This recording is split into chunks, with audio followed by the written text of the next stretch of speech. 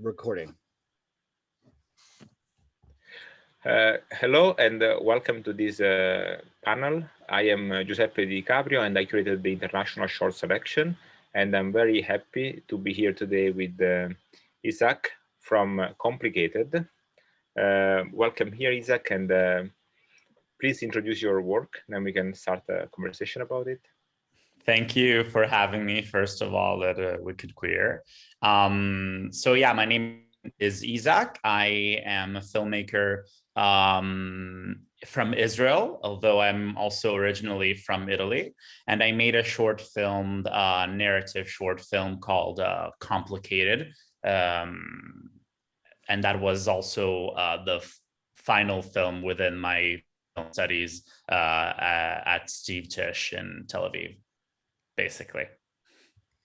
So your film was was selected. That's actually one of my favorites, and I like the way the story was told very much. I like the nature of the relationship of this kid with his mother. That was not the easiest, but at some level there is a degree of affection between them, and also the effort of this person that tries to overcome an issue with his mental health and try to set himself in a normal life. And the question I always ask about movies is like, what's your inspiration? Do you gather these ideas from your personal experience or movies or books you've read? I think it's I think it's almost always a mix of things. I think part of some of my own personal experience really influenced the film. Mainly kind of I took a slice out of my experience as a teenager a little bit. I used to have like a little bit of a more problematic relationship, I think, with my mom. And I think also a lot of what I tried to describe in the film was this kind of relationship between son and mother, where a lot of is understated. And there's like a lot of things that mom character does that kind of hit really hard on the hero of the story, but they're not exactly understood by the mother. Like it's really, I really wanted to show like the miscommunication between them.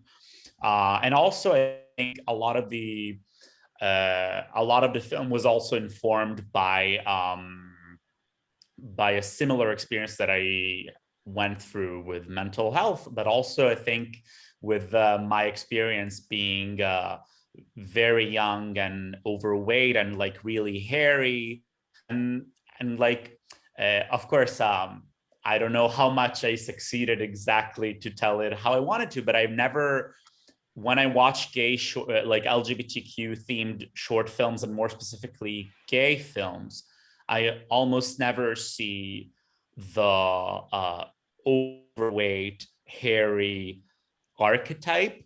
And it's always either extremes. Like I really wanted to, like the word complicated was kind of meant to describe someone who's really in the middle of many different things, like really a lot of different things at once that kind of make it hard for you to describe it very quickly and clearly. And that's what I felt like I missed, what I wanted to show or try at least. Yeah, and I think you did. And it looks like a work in progress. So it's the story of a moment where the person is trying to get control over things, and to some extent is succeeding. Yeah, and, I think one of in the initial stages on the thing of the film, I think many people didn't really understand sometimes the ending of the film. They thought that they weren't really sure of like what changed between Itamar, the hero of the story, and his mother. But also, like I still feel like by the end, something in the way the two look at each other changes. and it's very subtle. It's not that obvious, but that's also what inspires me in films, that I think I draw from other things that I read or watch, that I always like when you see a story with characters that by the end have made a change, but sometimes it's like really small. It's more like the beginning of a change. It's like something is going to change. They're like trying to reach out to each other in a different way. They're like trying to build something together rather than being in opposite directions. Yeah, there is a growth, but it's within a finite amount of time. And I think of short movies as short novels. There is not the intent of telling a whole story, but rather to take a picture of a moment and maybe show an extent of development within that moment, rather than going from A to Z. And yeah, I think it was effective. I think you get attached to the characters, and then you learn to how to appreciate also the mother. Although I mean she's also a bit complicated, but you understand that she means well, and that there is a underlying love between the two characters. So I think it was effective. The rendering of this relationship. Thank you. Yeah, I found that the relationship with the mother was, I mean, I know myself from my own personal experience, like sometimes mothers are the most complicated relationships, especially a gay son can have. And I feel like you handled that sort of nuance and that sort of growth in sort of like getting from point A to point B and then beyond on that journey very well.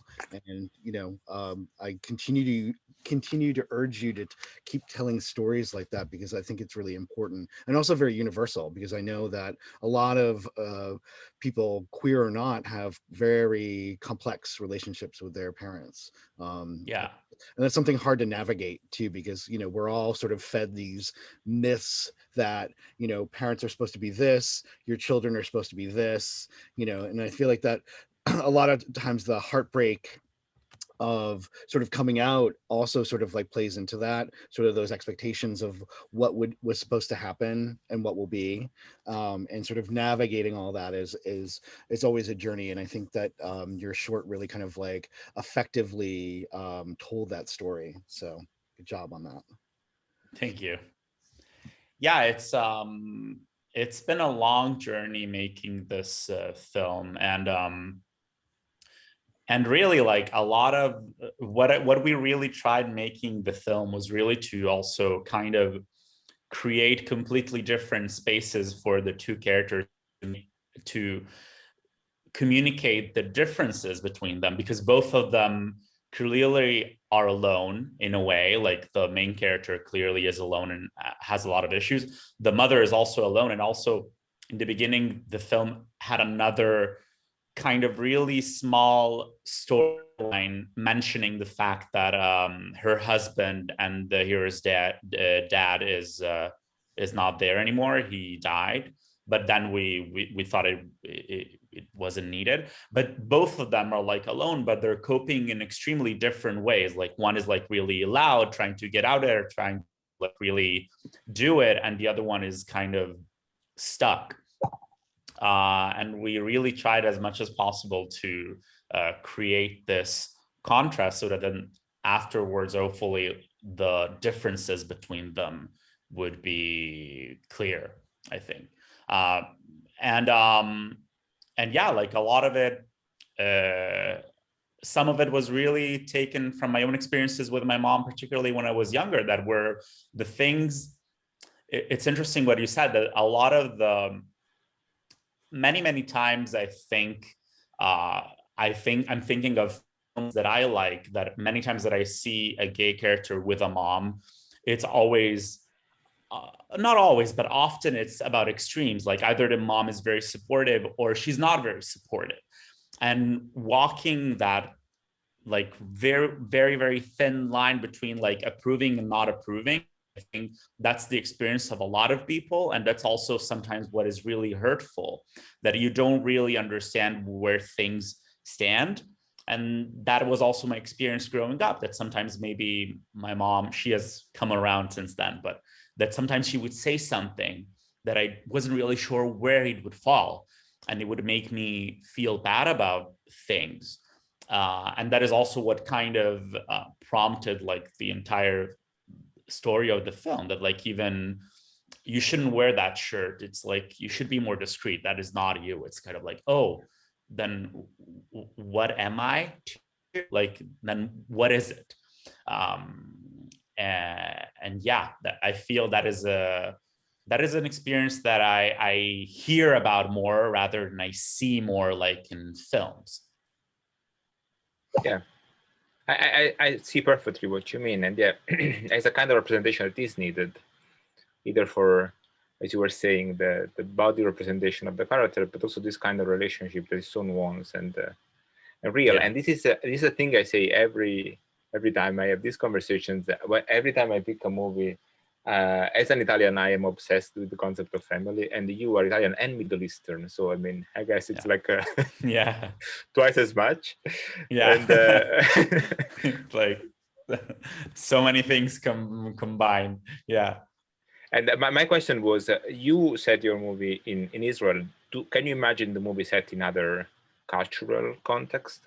Yeah, that is also, I think, I would totally imagine this film being set in Italy, because really my life, I'm very much a third culture kid, because I grew up in Italy from parents who are Israeli and Iranian.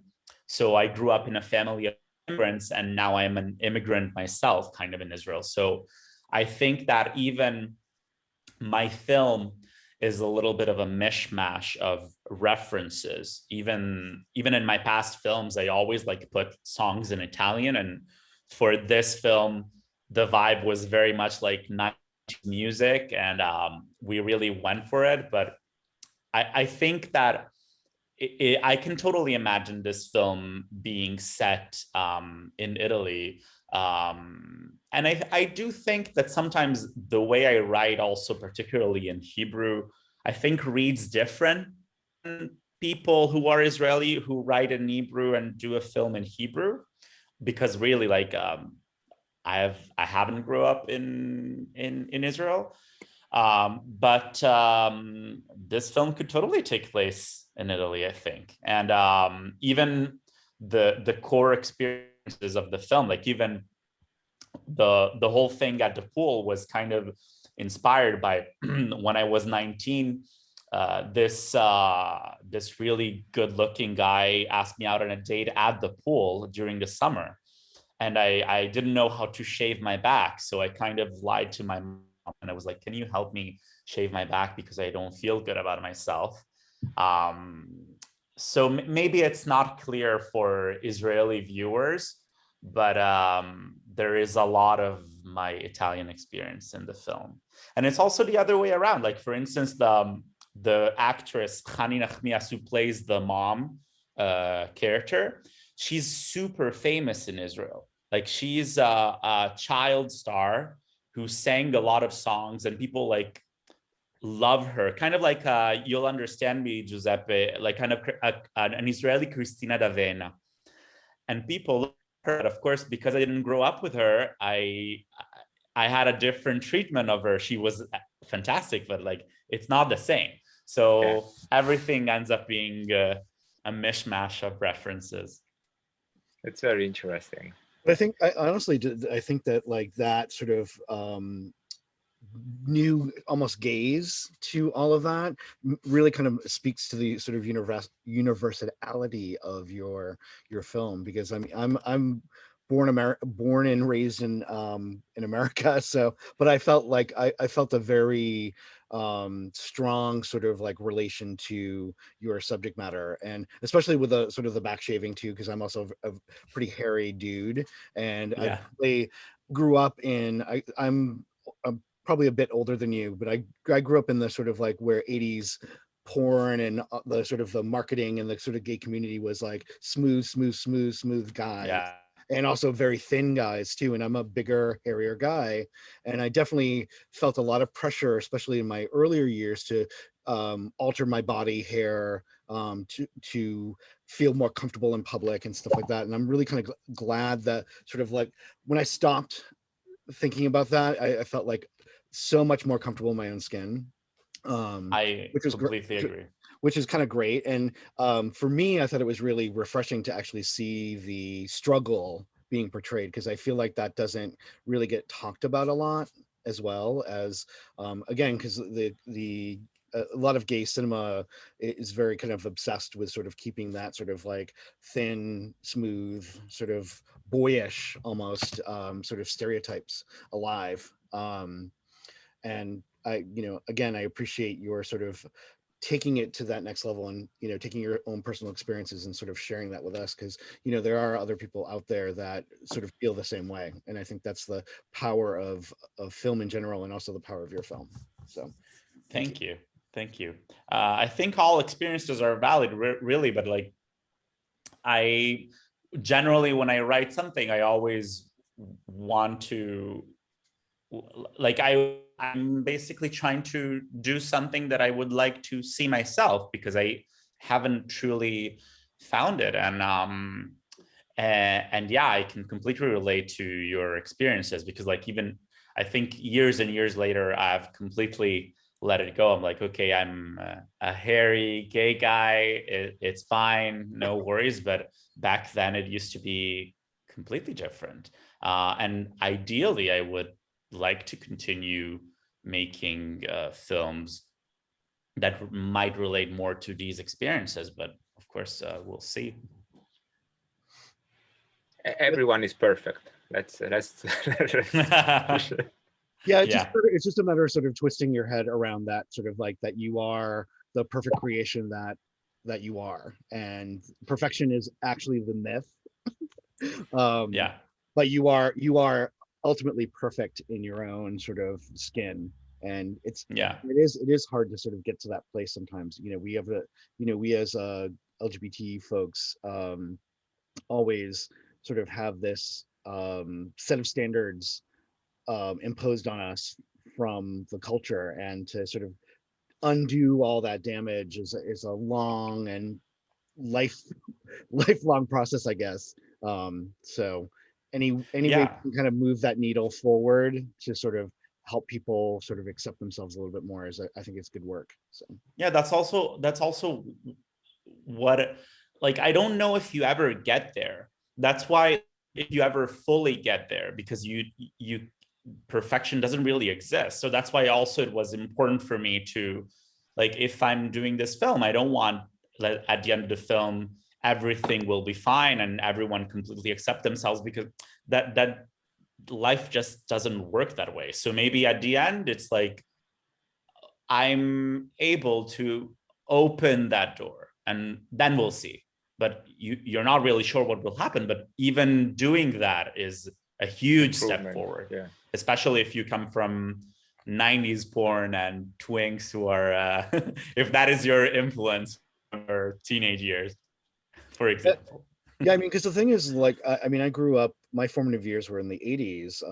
I'm 52, so like a lot of that was the only thing that was around, because there wasn't a lot of queer images in the culture besides pornography. And I remember my first time ever walking into like an adult bookstore, I felt this sort of like, wow, this is like, there are other folks here like me. And even though I didn't necessarily see myself portrayed in any of the magazines or the video covers or anything like that, I knew that this was sort of a safe space for me, because there was other sort of gayness going on with that. But just I feel like it's 2021. It's time to continue to create sort of safe spaces for people to sort of explore themselves, and we are all works in progress forever. Yeah. Which is I think it's a good thing. Yeah, definitely.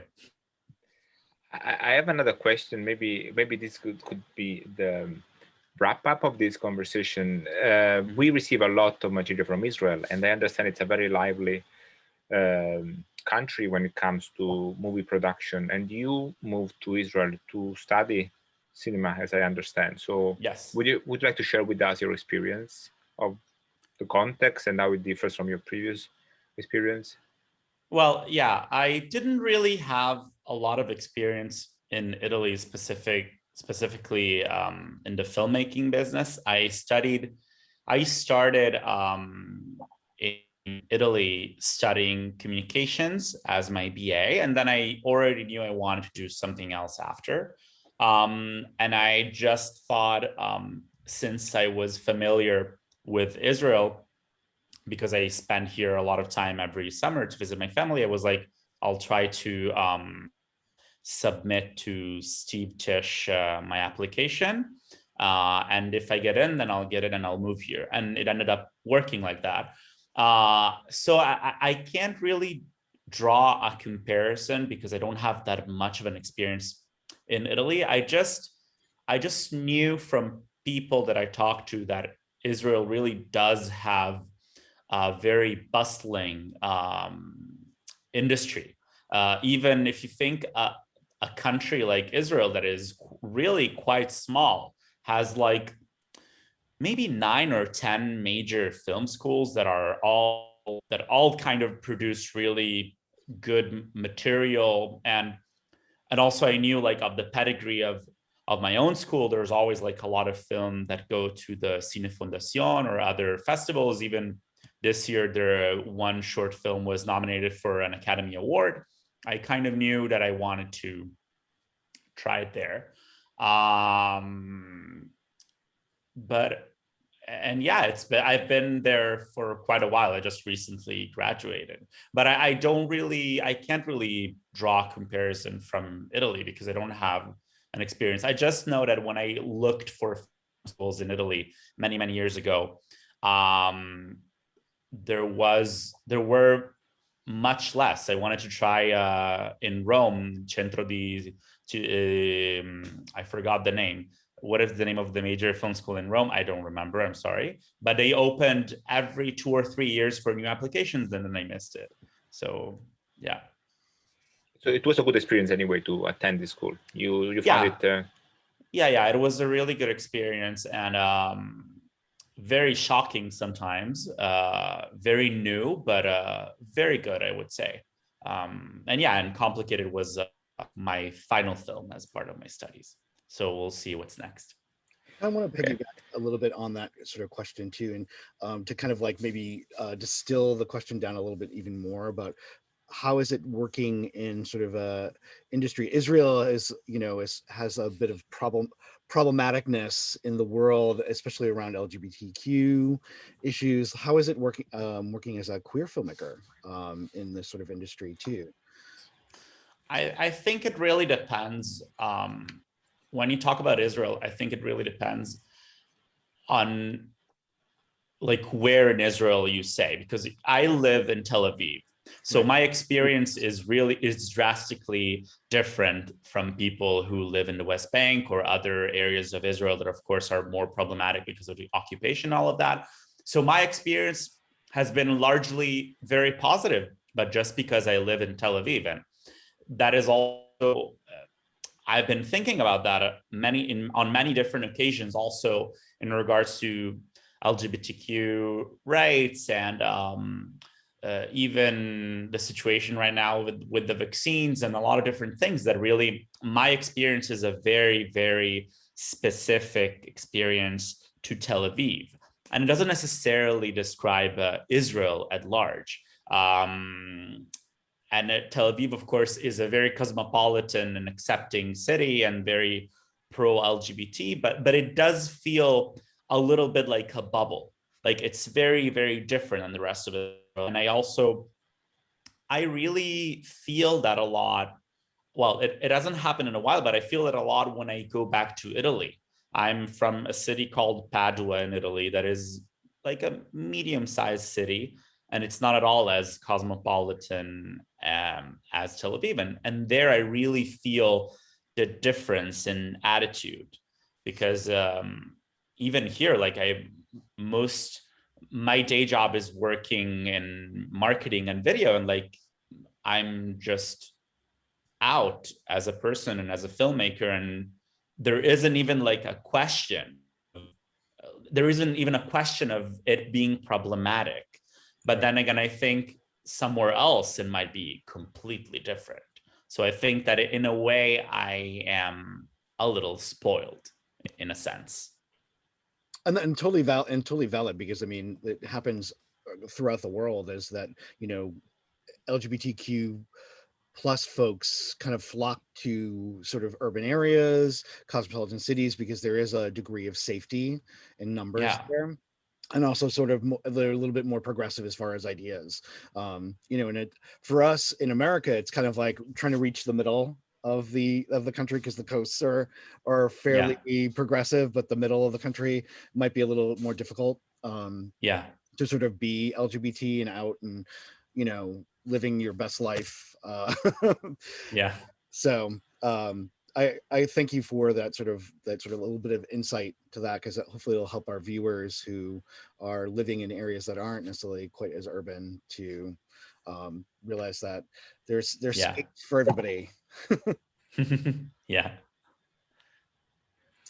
So I think we might say goodbye now to our filmmaker. Thank you so much for thank you very much being with guys. us. And this is an invite to, you know, our audience to see this program, and hopefully we will have a lot of feedbacks about your movie as well. Yeah, International Shorts is playing the entire month of April, starting April 1st to April 30th on Zurb TV. Go to wickedqueer.org for more information. You can leave comments on the Zurb page, if I understand. The audience can leave comments. So yeah, so please, also vote for your favorite film, 1 to 5. We want to know what you're thinking, and obviously give Complicated a 5. Wow. Why not? Okay. Thanks. Thank you very much, Thank guys. You.